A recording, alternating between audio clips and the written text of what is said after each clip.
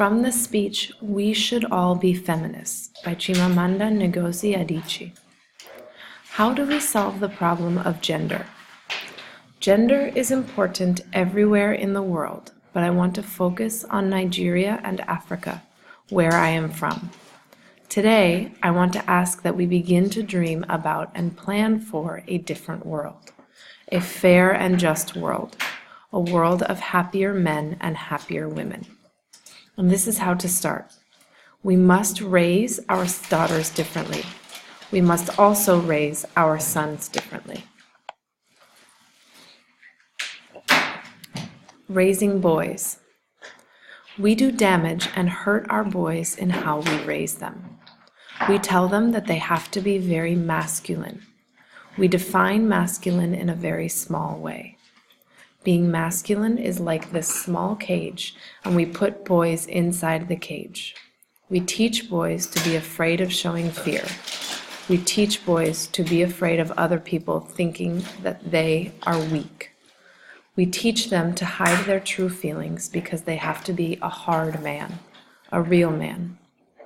In high school in Nigeria, if a boy and girl go out to eat, the boy is expected to pay to show that he is masculine, even if they have the same amount of money. What if both boys and girls were raised not to think being masculine means having more money? What if we said, whoever has more should pay, instead of, the boy always has to pay? Raising girls. We teach girls to shrink themselves, to make themselves smaller. We say to girls, you can have ambition, but not too much. You should aspire to be successful, but not too successful. If you are too successful, men will not want you. If you are the breadwinner in your relationship with a man, you have to pretend that you're not, especially in public. Otherwise, you will make him feel less masculine. What if we stop believing this idea? Why do men have to be afraid of a woman who makes money and is successful? On marriage. Because I am female, I am supposed to aspire to marriage. I am expected to make my life choices always understanding that marriage is the most important. Now, marriage can be a good thing. It can be full of joy and love and support.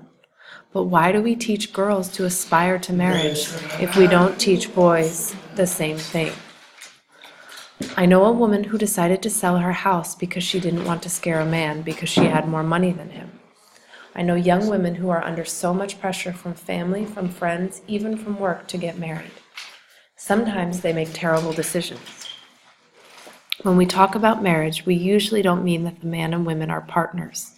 We mean that the man is the owner of the woman.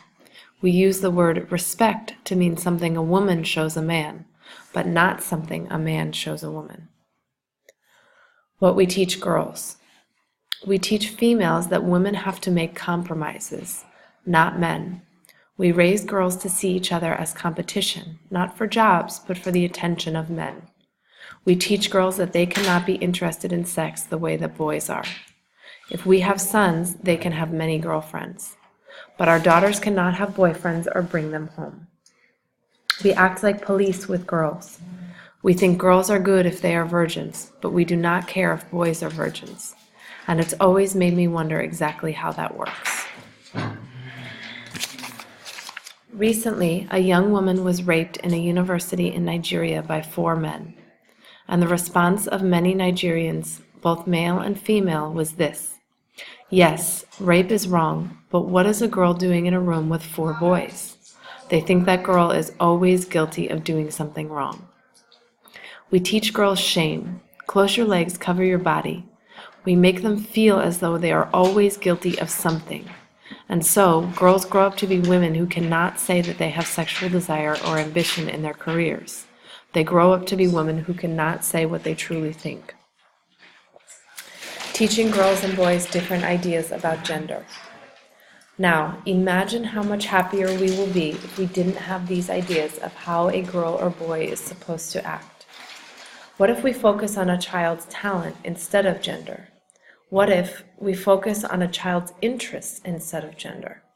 I know a family who has a son and a daughter. both of whom are very good at school and nice children.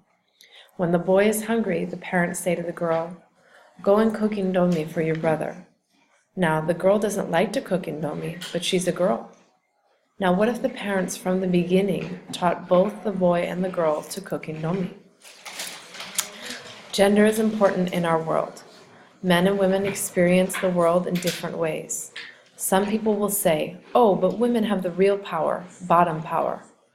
In Nigeria, bottom power means when a woman uses all her sexuality to get help and favors from men. But bottom power is not power at all. Bottom power means that a woman sometimes can have power from a man if she has sex with him or flirts with him. The power is never hers. What is a feminist? Many years ago, when we had an argument, my friend Okolumua called me a feminist. I am a feminist. When I looked up that word in the dictionary that day, this is what it said. Feminist, a person who believes in the equality of men and women.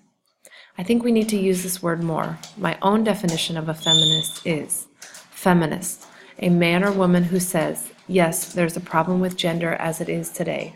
We must fix it. We must do better.